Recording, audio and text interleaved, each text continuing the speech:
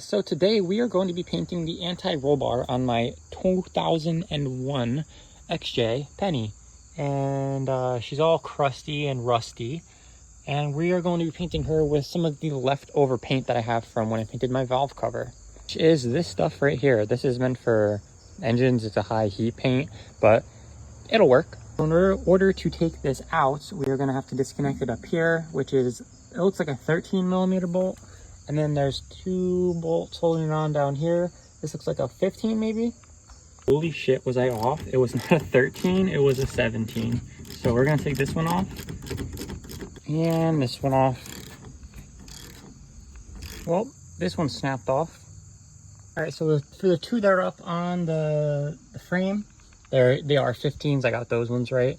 Then it hangs down and you kind of just have to pull it off the studs. All right, it is all taken apart, and now I'm gonna clean it up, sand it up, and then it's ready for paint. All right, so it is all cleaned up now, and we're gonna hit it with this metallic primer. All right, first coat is done. All right, so it's time to put the first layer of orange on. I also have the bolts and washers soaking in some rust dissolver, and then I'm also going to be painting these black. These are the things that bolt the sway bar onto the frame. Sway bar mounts are now black. All right, so we got the final coat on the anti-roll bar. It's looking good. Second coat on these mounts. They're looking good. And then this shit looks weird as hell, but it's definitely dissolving a lot of the rust. I'm going to clean these up with some water once I'm ready to bolt everything on.